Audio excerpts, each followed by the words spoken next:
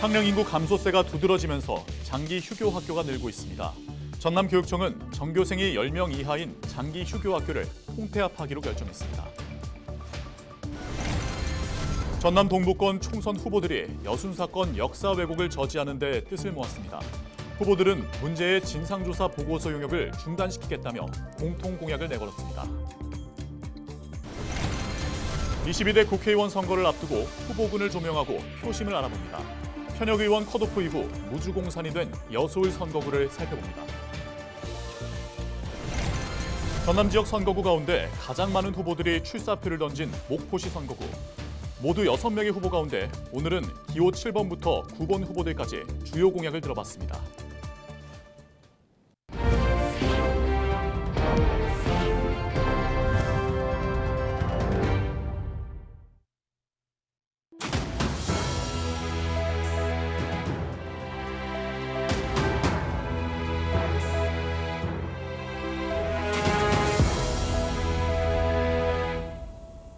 시청자 여러분 안녕하십니까? 헬로티비 전남 뉴스입니다. 전남교육청이 학령 인구 감소를 고려한 적정 규모의 학교 육성 추진 계획을 수립했습니다. 전남교육청은 지난해와 동일하게 전교생 10명 이하 학교를 비롯해 5년 이상 장기 휴교가 이어지고 있는 학교 7곳에 대한 통폐합을 실시할 계획입니다. 이 밖에도 학생들의 학습권을 보장하고 정상적인 교육과정 운영을 위한 분교장 개편과 학교 이설 등 기준을 담은 적정 규모 학교 육성 추진 계획을 순차적으로 추진할 방침입니다. 여순 사건의 백과사전인 진상조사 보고서가 작성 초기 단계부터 역사 왜곡 논란의 중심에 섰습니다. 유족과 시민사회단체는 다음 달 항의 차원의 총궐기 집회를 예고한 상태인데요. 이런 상황에서 4.10 총선에 출마한 전남 동부권 후보들이 뜻깊은 서약을 맺었습니다. 보도에 서경 기자입니다. 여순 사건 진상조사 마감 기한 7개월을 앞두고 불거진 역사 왜곡 논란. 정부 진상조사기획단이 보고서를 외부 용역사에 맡기겠다며 작성한 과제의 문건에는 여순 사건 특별법에 담긴 내용과 달리 여순 사건을 반란으로 규정했고 토벌 과정, 공산주의 혁명 전략 등 편향적이고 왜곡된 단어들이 담겼습니다.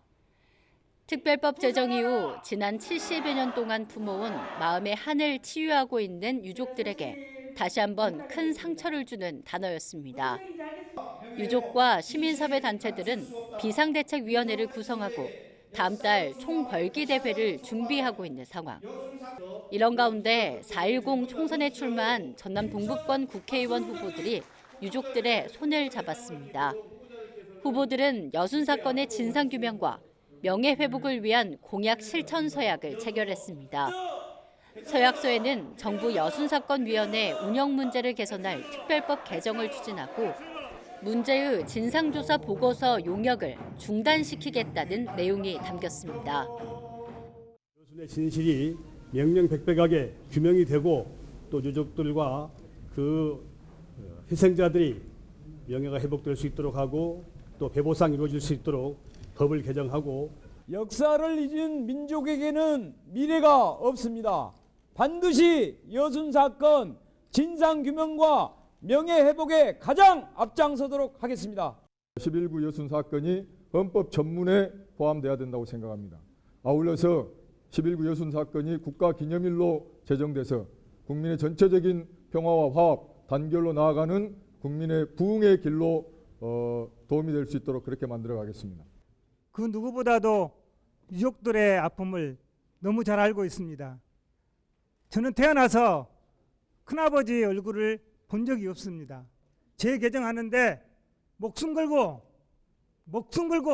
관철시키겠습니다. 시민들이 원하는 방향으로 우리가 특별법이 개정되고 진상조사가 이루어질 수 있도록 최선을 다하겠습니다. 반드시 관철시키겠습니다. 개정에 찬성하는 모든 국민들의 뜻을 받들어 반드시 여순특별법을 개정하고 유족들의 명예를 회복하는 데 앞장서겠습니다.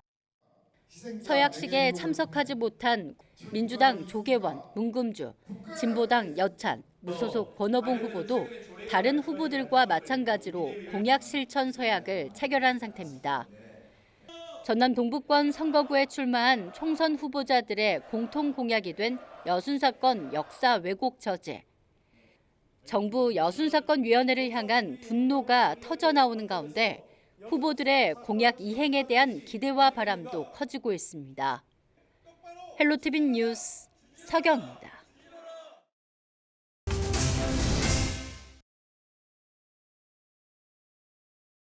22대 국회의원 선거를 앞두고 각 선거구의 후보군과 표심을 알아보는 순서입니다. 이번 시간에는 현역 의원의 컷오프 이후 무주공산이 된 여수을 선거구를 살펴볼 텐데요. 최종 대진표에 여야 4명의 후보들이 이름을 올린 만큼 치열한 선거전이 예상되고 있습니다. 보도에 송하연 기자입니다. 지난 1998년 여수시와 여천시, 여천군이 통합해 만들어진 여수시.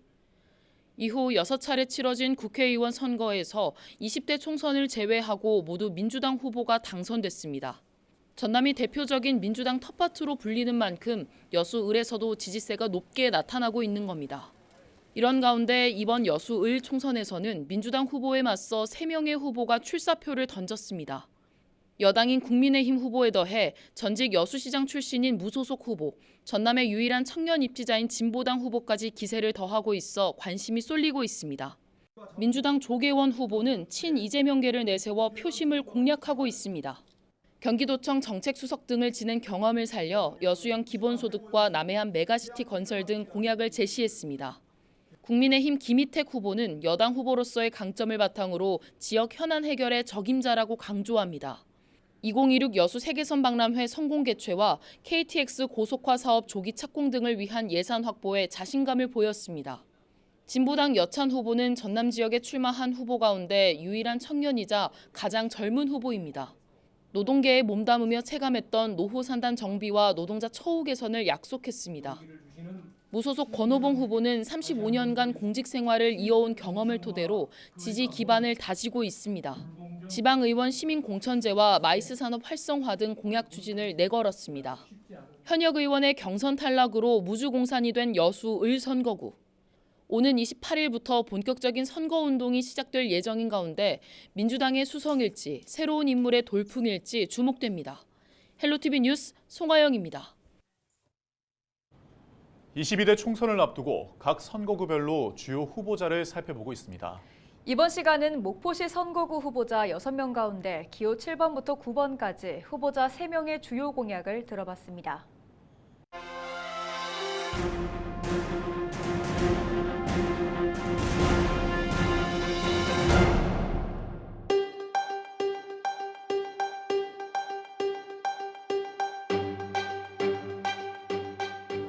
대통령 결선 투표제 도입 등 36년간 유지된 헌법도 이번 기회에 바꿔야 합니다.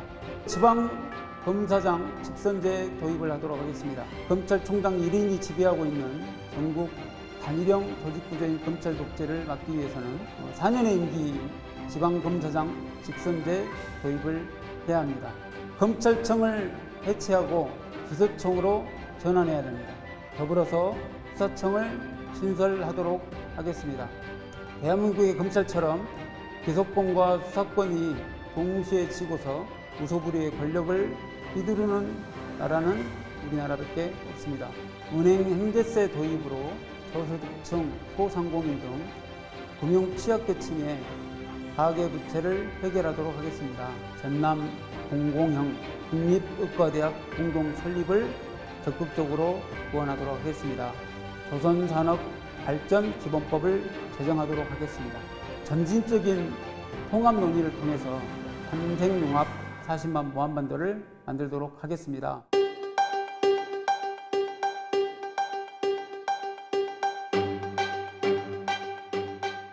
윤석열 정부의 조기 퇴진 것을 내걸고 지금 현재 그 30년 가까이 목포 의대 공약이 계속해서 나오고 좌절이 되고 이루어진 것이 하나도 없는데, 그래서 이런 어떤 졸속, 무책임 이런 어떤 의대 유치 어떤 공약은 더 이상 안 된다. 그래서 정말로 내실 있고 실천 가능한 어떤 그런 계획을 세우고, 그리고 저는 실제 그것을 실행할 수 있는 최적임자다, 저는 그렇게 생각을 하고 있습니다. 한편 그보다 더 중요한 것이 목포 주민들의 어떤 실질적인 의료 수요, 그래서 상급 종합병원의 역할을 할 수 있는 중증외상센터 역할도 경험하는 그런 어떤 메디컬 돌봄 통합센터, 이것을 이제 구축을 해서 전체적인 수요를 완벽하게, 의료 수요를 충족시켜야 된다. 그리고 마지막으로는 목포와 신안군의 통합, 그래서 어떤 경제 규모를 키워서, 일단 규모가 키워져야 어떤 경제적인 부분에 어떤 가장 기초가 되는 것이기 때문에 목포 신안 통합을 통해서 신목포시, 신목포 특별시를 만들겠다. 이거.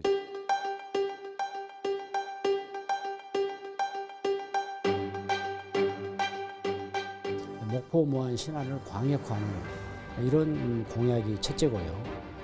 그런 일들을 저는 또 해낼 수가 있습니다. 제가 정치 활동을 쭉 무한 신안에서 해왔고, 또 무한 신안에서 유권자들의 선택을 받았었고, 제가 한 20여 년 전에 목포 무한 통합 추진위원장을 했었습니다. 무한까지 합쳐지면 한 1,000억씩 우리가 예상하지 않는 예산들이 오게 되어 있습니다. 목포가 또 도시는 작은데 교통들이 사실 막히기 때문에 특히 3호에서 목포 하단까지 오는데 출퇴근 시간 밀리는 거 뻔히 알 겁니다. 그래서 목포에도 6회곡을 연결하는 자연 경관을 해치지 않는 친환경 외곽 도로를 만들어야 되고, 의대 문제라든가 이런 걸 충분히 해결할 수 있는 그런 방안들을 가지고 있습니다.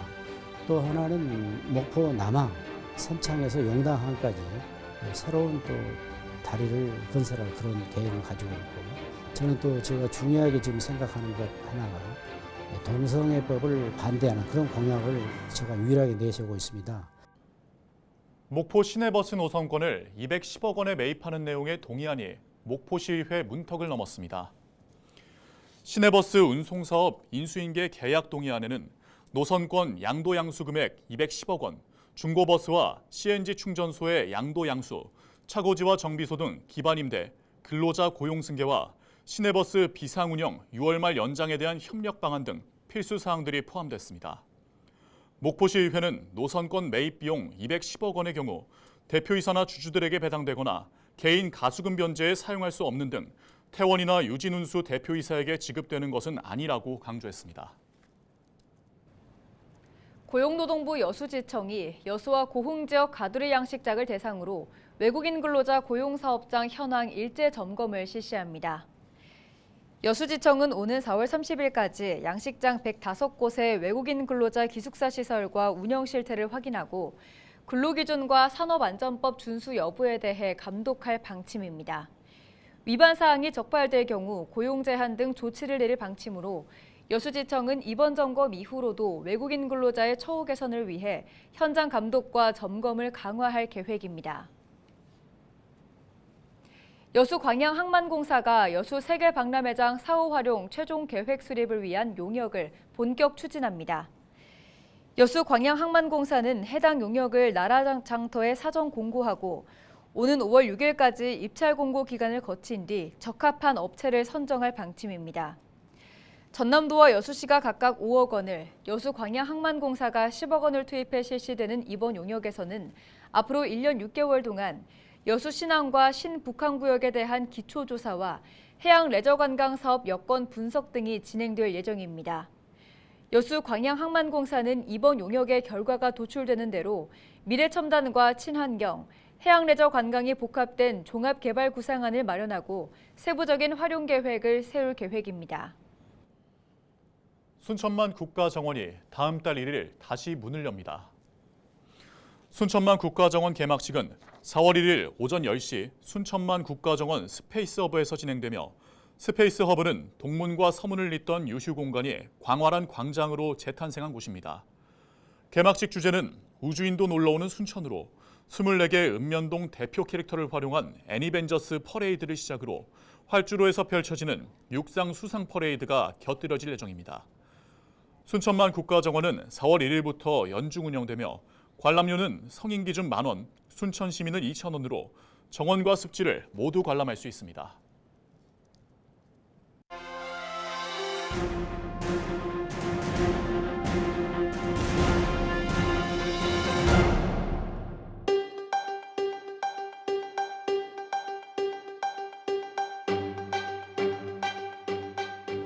대통령 결선 투표제 도입 등 36년간 유지된 헌법도 이번 기회에 바꿔야 합니다. 지방검사장 직선제 도입을 하도록 하겠습니다. 검찰총장 1인이 지배하고 있는 전국 단일형 조직구조인 검찰 독재를 막기 위해서는 4년의 임기 지방검사장 직선제 도입을 해야 합니다. 검찰청을 해체하고 기소청으로 전환해야 됩니다. 더불어서 수사청을 신설하도록 하겠습니다. 대한민국의 검찰처럼 기소권과 수사권이 동시에 쥐고서 무소불위의 권력을 휘두르는 나라는 우리나라밖에 없습니다. 은행 행제세 도입으로 저소득층, 소상공인 등 금융 취약계층의 가계부채를 해결하도록 하겠습니다. 전남 공공형 국립의과대학 공동 설립을 적극적으로 후원하도록 하겠습니다. 조선산업발전기본법을 제정하도록 하겠습니다. 점진적인 통합 논의를 통해서 환생융합 40만 무한반도를 만들도록 하겠습니다.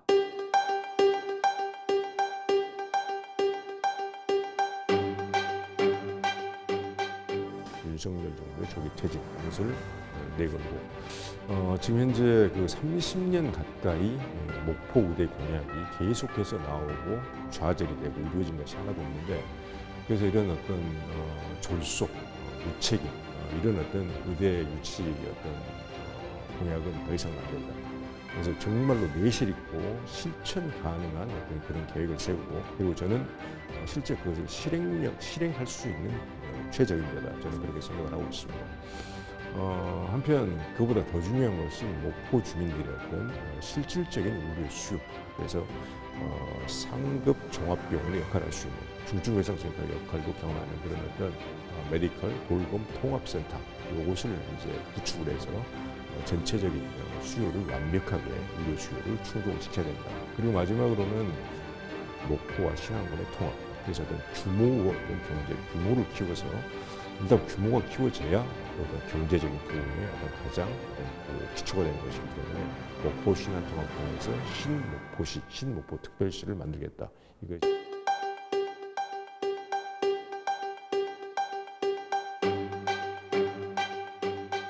목포 무한 신안을 광역화하는 이런 공약이 첫째고요. 그런 일들을 저는 또 해낼 수가 있습니다. 제가 정치 활동을 쭉 무한 신안에서 해왔고 또 무한 신안에서 유권자들의 선택을 받았었고 제가 한 20여 년 전에 목포 무한 통합 추진위원장을 했었습니다. 무한까지 합쳐지면 한 1,000억씩 우리가 예상하지 않는 예산들이 오게 되어 있습니다. 목포가 또 도시는 작은데 교통들이 사실 막히기 때문에 특히 3호에서 목포 하단까지 오는데 출퇴근 시간 밀리는 거 뻔히 알 겁니다. 그래서 목포에도 6회곡을 연결하는 자연 경관을 해치지 않는 친환경 외곽 도로를 만들어야 되고 의대 문제라든가 이런 걸 충분히 해결할 수 있는 그런 방안들을 가지고 있습니다. 또 하나는 목포 남항 선창에서 용당항까지 새로운 또 다리를 건설할 그런 계획을 가지고 있고 저는 또 제가 중요하게 지금 생각하는 것 하나가 동성애법을 반대하는 그런 공약을 제가 유일하게 내세우고 있습니다. 이상으로 뉴스를 마칩니다. 저희는 언제나 지역민 여러분과 함께합니다. 시청해주신 여러분 고맙습니다.